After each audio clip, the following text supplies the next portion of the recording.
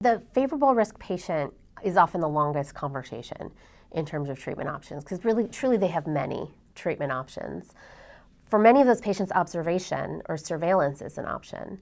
And as you're going along the spectrum of less intervention to more intervention, while combination therapies are standard for poor and intermediate risk, the favorable risk patient may not need a combination. So when it's time for treatment in that patient population, perhaps a single agent VEGF inhibitor might be the best way to start. And how do we make these decisions between surveillance, single agent VEGF inhibition, or combination VEGF immunotherapy in favorable risk? It's a conversation with the patient. A lot of it is how aggressive do they want to be with their cancer? What's their appetite for potential side effects?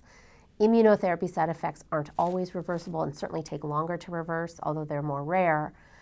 Side effects from a VEGF TKI are reversible as soon as you hold the drug for the vast majority of cases. So the risk versus benefit conversation is different. And for the truly conservative patient or the older patient who has comorbidities or for whom any side effective treatment might have a bigger impact, well, then there's surveillance or observation. And doing that even for a few scans also allows you to get a sense of the pace of the disease. So these are all the things we talk about, often over 2 visits, really, to sort of let things sink in, share data, and give people options. But many people will elect observation if it's offered to them initially. And then for observation patients, when I do start treatment, often I will start gently with one agent, layering in combinations later.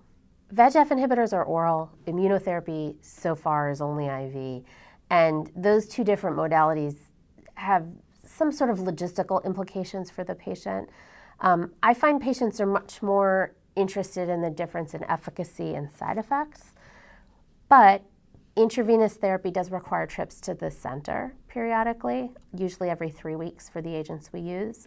The oral drugs can allow for more time away from the center, but cost can be an issue because prescription plans vary more than medical plans, which in the United States are what covers intravenous medication.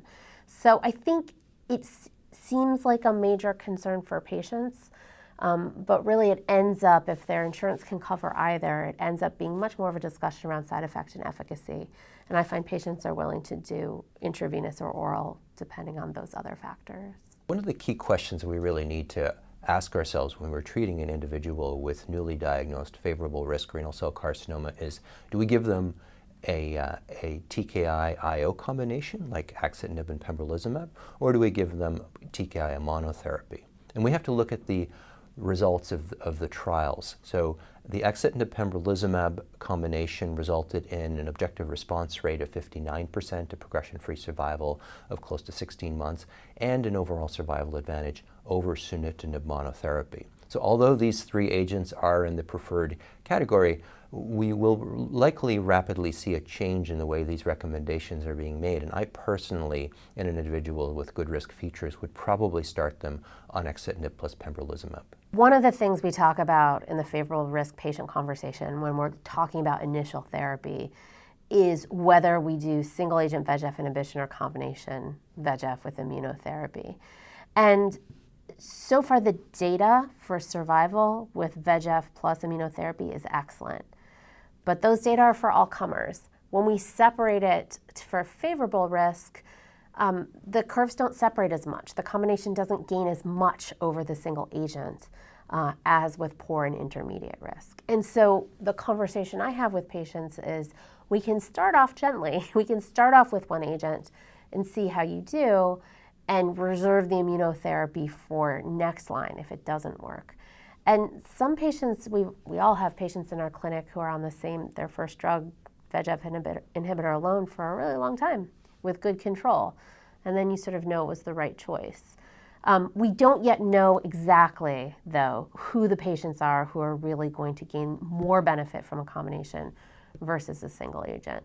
So I see it as more philosophical. If you're taking someone from observation and you're doing everything slowly and gently, one step at a time makes sense. You could start with a VEGF inhibitor by itself.